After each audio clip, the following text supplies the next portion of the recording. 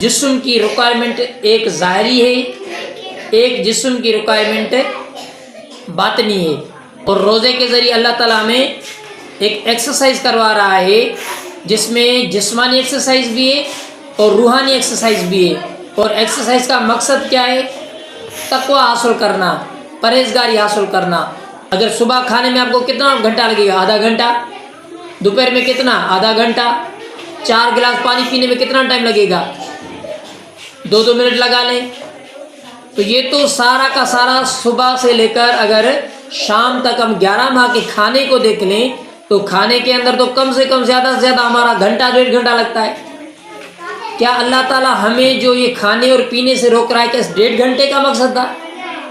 اور ہماری توجہ بھی اس 1.5 گھنٹے پر ہوتی ہے۔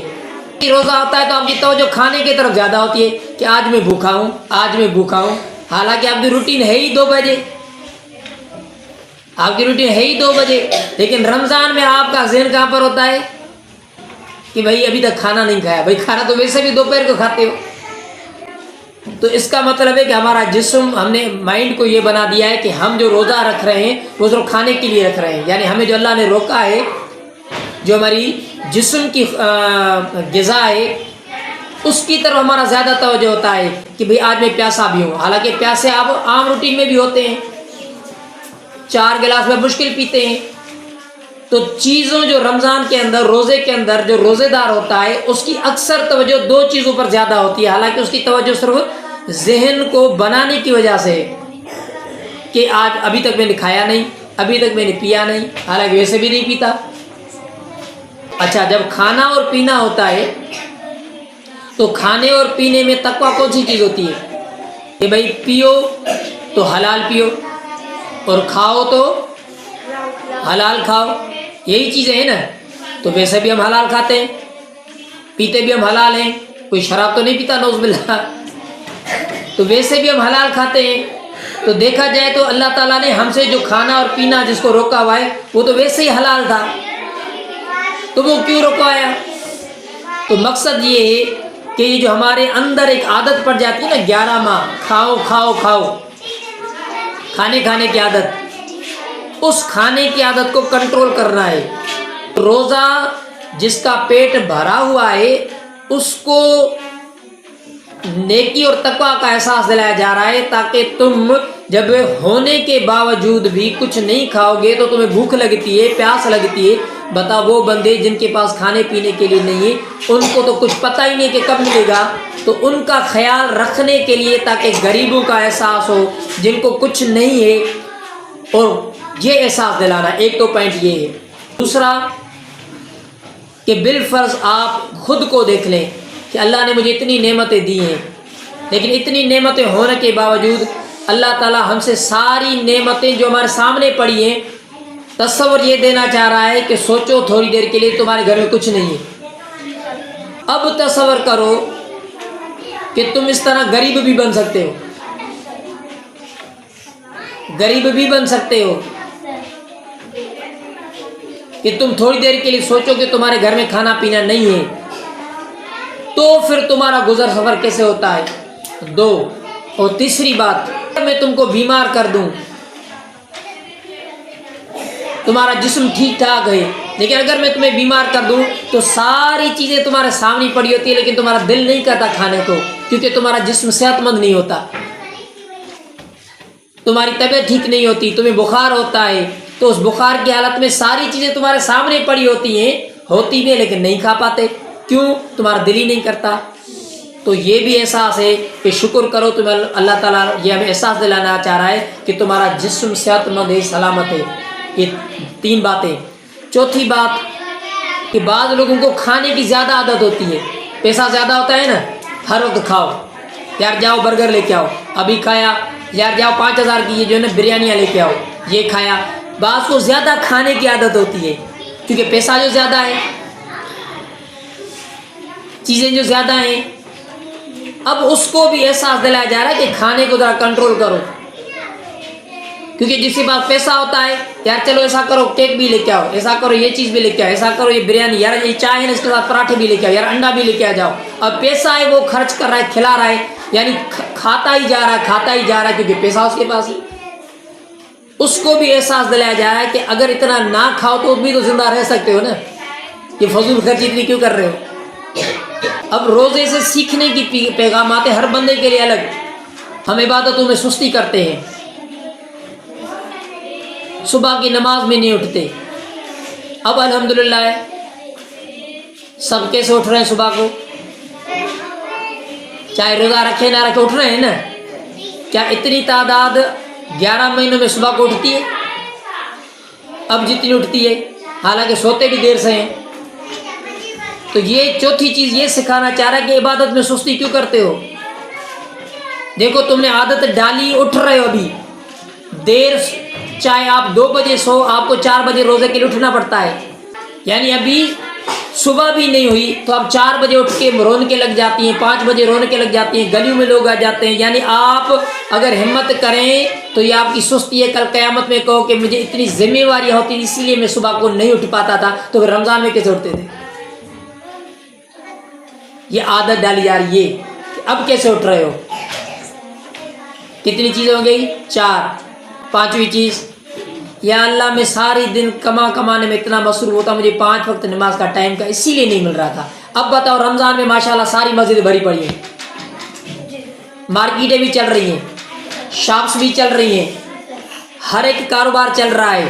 لیکن الحمدللہ جیسے ہی رمضان آ جاتا ہے 5 وقت میں دھڑا دھڑ لوگ جاتے ہیں مسجدوں میں، جاتے ہیں الحمدللہ جاتے ہیں.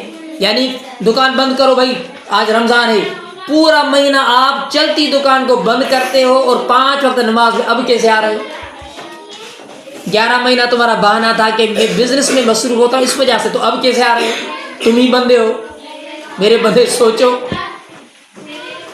اور سب سے مارکیٹ میں سب سے جو قیمتی وقت ہوتا ہے نا وہ نماز مغرب کا ٹائم ہوتا ہے، عصر مغرب، کیونکہ مارکیٹ بند ہونے جاتی ہے، لوگ اپنے گھروں کی طرف جاتے ہیں تو جلدی خریداری لوگوں کو لگی پئی ہوتی ہے. مغرب کو زیادہ رش ہوتا ہے مارکیٹ میں، مغرب کو زیادہ رش ہوتا ہے. اور عین جب رش کا ٹائم ہے نا سب کو دکانیں بند کر رہے ہیں، چلو بھائی روزہ کھولنا ہے، بند کرو، ساری مارکیٹ بند، سارے گھر میں چلے گئے. آپ کو مغرب میں سنسان ملے گا. مغرب میں جیسے ہی افطار کا ٹائم ہوتا ہے تو ساری مارکیٹیں بند ہو جاتی ہیں. آپ نماز بھی پڑھتے ہو، کھانا بھی کھاتے ہو، افطار بھی کرتے ہو، حالانکہ یہ پیک ٹائم ہوتا ہے کاروبار کا.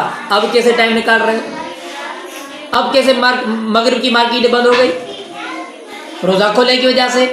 تو آپ نے صرف خود اپنا شیڈول خراب کیا ہے. آپ کرنا چاہو تو کر رہے ہو نا، کر رہے ہو. تو یہ بزنس. اس کے ساتھ ہم 5ویں بات کہتے ہیں کہ یا اللہ میرا کام تھکاوٹ والا ہے، محنت مزدوری والا ہے، کیا مجھے بتائیں کوئی کام رکا ہے؟ ویسے آپ صبح کو 9 بجے 8:30 اسکول آتے تھے، آج اپنے روٹین پر آپ سویرے آئیں، جلدی آئیں، پہلے آئیں. تو آپ کا یہ بہانہ ہوتا تھا تو آپ تو پہلے اپنی مارکیٹ پہ آ چکے ہیں. ویسے مارکیٹیں کہاں کھلتی ہیں اب دیکھیں. تو لہذا کام کی سختی ہونے کے باوجود آپ نے ماشاءاللہ روزہ نہیں چھوڑا. یعنی جو ہم اللہ تعالیٰ کے کاموں کو پورا نہیں کرتے تو بہانے بناتے ہیں کہ اللہ سے صبح کو میں اس لیے نہیں اٹھ پا رہا کیونکہ میں شاپ پہ جاتا ہوں، تھکا ہوا آتا ہوں، صبح کو نہیں اٹھ پاتا. تو رمضان میں کیسے میں اٹھا رہا ہوں؟ اللہ تعالیٰ میرے پاس مارکیٹ میں اتنی رش ہوتی ہے کہ میں نماز پر پاس پہنچ نہیں سکتا، بس کاروبار میں مصروف ہوتا ہوں، اس وجہ سے نماز چھوڑا ہوں. اب کیسے پڑھ رہے ہو؟ اب کیسے پڑھ رہے ہو؟ تو اتنی ایکسرسائز ہو رہی ہے فزیکلی یہاں پر وقت کے ساتھ، ٹائم کے ساتھ. اچھا اس کا رزلٹ دیکھیں کیا ہوتا ہے.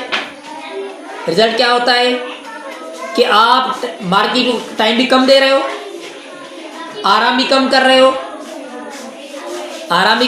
اور دوپہر کو تقریباً سارے لوگ آرام کرنے آ جاتے ہیں. کیلولہ حضور کی سنت ہے، لوگ بہت سارے صبح کو کرتے ہیں. یعنی اب رمضان میں دوپہر کے ٹائم تقریباً مارکیٹیں، کیونکہ پتہ ہے کہ لوگ نہیں کم نکلیں گے، 4 بجے کے بعد نکلیں گے، جب افطاری کا ٹائم ہوگا لوگ خرید و فروخت کے نکلیں گے، تو لوگ دوپہر کو بھی ریسٹ کر لیتے ہیں. پہلے نہیں کرتے تھے کہ بھائی ریسٹ کروں گا تو کماؤں گا کیا. اب کیسے کر رہے ہو؟ اب آ جاؤ ذرا بزنس، کیونکہ سارا مال ہے نا، مال اور بزنس کی وجہ سے ہم اللہ کے احکامات کو درگزر کر رہے تھے, چھوڑ رہے تھے اور بہانے بناتے تھے کہ میں اتنا مصروف اس وجہ سے اللہ کے احکاموں کو پورا نہیں کر رہا. تلاوت بھی ابھی کر رہے ہو, نماز بھی پڑھ رہے ہو, مارکیٹ بھی جا رہے ہو, مارکیٹ پہلے جس طرح 11 ماہ کو کھولتے تھے اس سے کم کھول رہے ہو, جلدی بند بھی کر رہے ہو, افطار کا کھانا لینے آ رہے ہو, کھانا کے بعد افطار جب کرتے ہو تو مارکیٹ بند کرتے ہو بس 20-15 منٹ. اچھا اس کا رزلٹ کیا ہے مجھے بتائیں. 11 ماہ آپ اپنے رب کے کاموں کو ٹائم نہیں دیتے, بہانے بناتے ہیں, ٹھیک ہے. تو جو 11 ماہ آپ دوپہر کو کھانا کھاتے ہو وہ زیادہ ہوتا ہے یا افطار کے ٹائم زیادہ ہوتا ہے؟ کیا 11 ماہ میں آپ کے پھل فروٹ ہوتے ہیں؟ کیا 11 ماہ میں پکوڑے سموسے ہوتے ہیں؟ 11 ماہ میں بریانیاں ہوتی ہیں؟ یعنی جتنی ماشاءاللہ کم خارق ہوتی ہے, کھجور ہوتی ہے, یعنی بہت ساری دسترخوان دیکھا جائے تو جو افطار والا ہوتا ہے دسترخوان اور وہ 11 ماہ والا دسترخوان اس سے کچھ زیادہ ہی ہوتا ہے. سوال یہ ہے کہ ابھی تو آپ مارکیٹ بھی زیادہ بند کر رہے ہو, اٹھ بھی جلدی رہے ہو, کام بھی ٹائم کم دے رہے ہو, مارکیٹوں بھی کم دے رہے ہو, ہر چیز اپنے صرف آپ نے اللہ کے فرمان پر کام کیا. آپ کو افطار کے ٹائم آپ کو خود نظر آ رہا ہے کہ میرا رزق بڑھ گیا ہے, میرا رزق بڑھ گیا ہے. مسجدوں میں جاؤ تو دھڑا دھڑ لوگ مسجدوں میں دے رہے ہیں. کیا عام 11 ماہ میں ہوتا ہے مسجد میں اتنا کھانا؟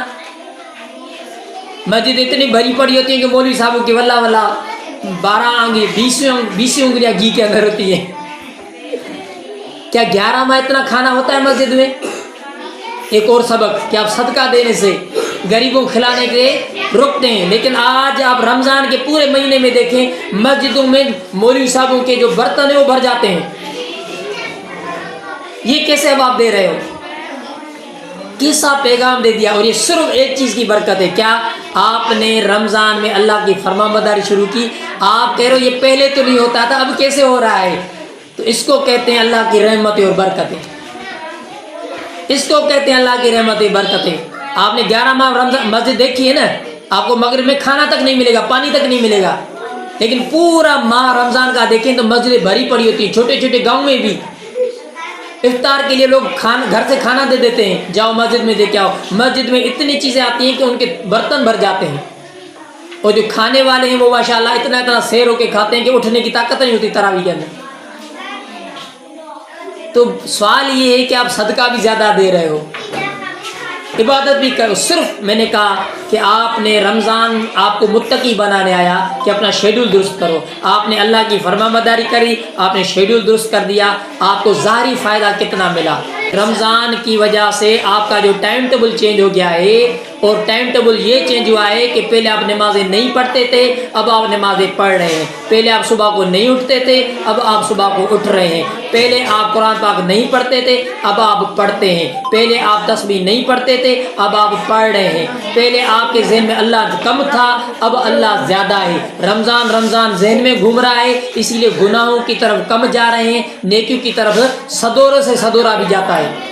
نماز نہ بھی پڑھے پھر بھی شرم آتی ہے اس کو کہ یار رمضان ہے, کچھ تو حیا کرو, کچھ تو حیا کرو. یعنی جو ہمارا شیڈیول ہے اس میں حیا آ چکا ہے. اللہ کا خوف اور پرہیزگاری, یعنی نہ بھی روزہ رکھتا ہو, کوئی اتنا دور چلا جائے کہ روزہ نہ بھی رکھے لیکن روزے کا احترام ضرور کرتا ہے, خود بھی کرتا ہے, دوسرے اس کے دل میں ضرور احساس ہوتا ہے. صرف آپ کے دل میں احساس ہوا ہے تو آپ کا معاشرہ, آپ کے رزق میں, آپ کی روزی میں, آپ کے اٹھنے میں, بیٹھنے میں, ہر جگہ میں آپ کو برکت آ چکی ہے. تو یہ ظاہری برکات ہے جو آج میں نے آپ کو بتائی ہیں.